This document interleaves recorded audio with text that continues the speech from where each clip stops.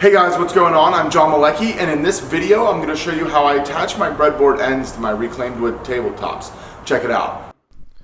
So to start out, you're going to want to lay out your breadboard and the tabletop itself. I find the center and then I jot a line. Typically the center you want to be in the middle of a board. On this tabletop, that happens to be circumstantial. So I find the center of the board as well as the center of the table, and I transfer the line from the breadboard and from the tabletop.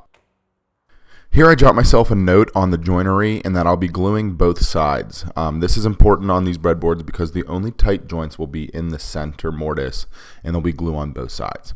I then transfer marks all the way across the tabletop in the center of each board on the top and on the complementary side of the breadboard. Again, jot myself a note on the type of joinery and if there's glue or not. For this table, I'm going to be using my Domino XL from Festool, and this just creates a floating mortise and tenon joint. What I'm doing here is plunging a nice tight mortise inside the center of the table, and then there will be tight joints all along the whole tabletop.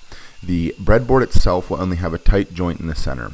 What this does is creates an opportunity for the table to expand out from the center of the joint. And here you can see the action on that domino. All it's doing is cutting a nice little mortise.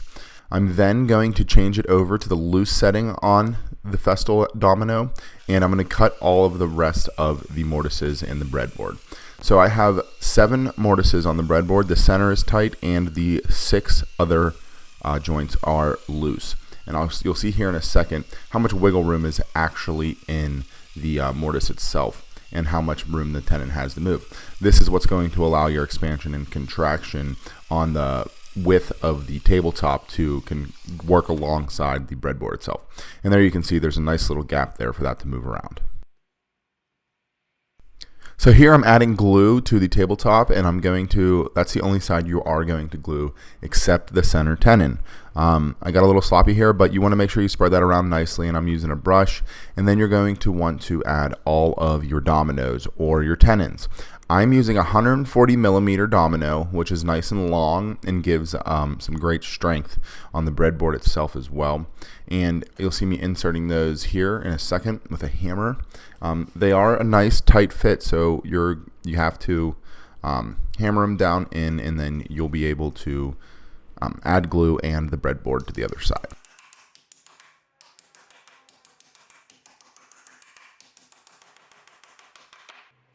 As I stated earlier, you can see the markings I have on the nice tight glue joint, and that's because this is a tight tenon and I'm putting glue on both sides of the tenon. And that little reminder just helps you make sure you're staying on track with what you're trying to do. So a liberal amount of glue on that center tenon. You don't need to put it on the edge of the breadboard, just on the tenon. Here I am adding the breadboard and just tapping it on with a mallet. You see how easily it goes on because everything was aligned nicely.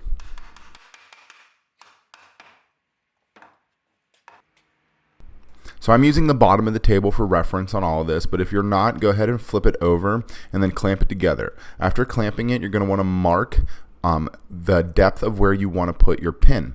So because there's no glue on those loose mortises and tenons in the breadboard side, I'm going to be adding a pin to lock it in place. Here I'm pre-drilling the hole for the pin, and I'm using a 3/8 inch dowel. That's because it's all I have, and I have nice big tenons, so there's plenty of room there. I drill the hole and then hammer in the pin. On the last top section or 1/4 inch of the pin, I'll add glue, and you'll see that here in a sec. What this does is just locks in the top so the pin doesn't move, and that way there's an opportunity for expansion around that pin on the breadboard.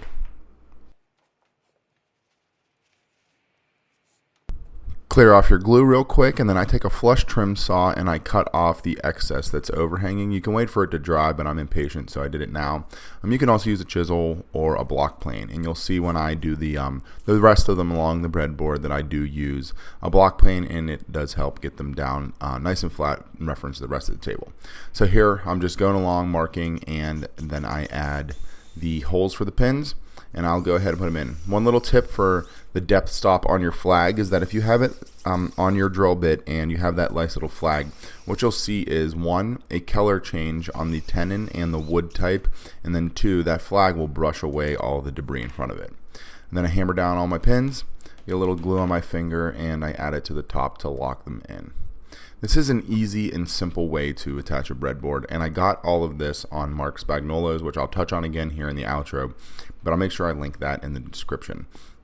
The science behind this is that you're creating an integral tenon essentially, with the glued side being on the tabletop, and then it allows for the expansion and movement in the breadboard because there's no glue and everything's adhered at the center, and the pins allow for movement on in the joint itself. I got a lot of flack on my last video because I messed up in the video and didn't realize it until I had to go back and fix it for the client after. So I thought that this would be a great opportunity to show you guys how to be able to do this. So thank you guys so much for checking out this video. This is a pretty simple technique, and you can do this with the domino or any floating tenon joinery. I've done this technique in the past with a router, a plunge router, and made some tenons on the table saw and with the router table. It's kind of tricky, but if you set up the right jigs, you can still get this process nailed down in the same manner. I learned this technique from Mark Spagnuolo, the Wood Whisperer, and I will reference his video down below with the timestamp on when it's in the video, and you guys can see it from the master's mouth himself on how I learned this technique too. If you have any questions, make sure you're leaving those down below, and if you want to see what I'm doing on a day-to-day basis, make sure you're following me on Instagram. There's a link in my description, but we're going behind the scenes, and you can see a lot more action, a lot more photographs, and a lot more short video clips and stuff that I'm working on daily, as well as follow along on the story feature, which is a blast, and I get a ton of interaction with a lot of great people on there. If you want to see a full write-up, go to my website. There'll be a link somewhere on the screen and in the description, so you can check that out there. Make sure you're hitting the thumbs up and the subscribe button if you're digging what I'm doing, and there's also a bell that will alert you anytime I post a video.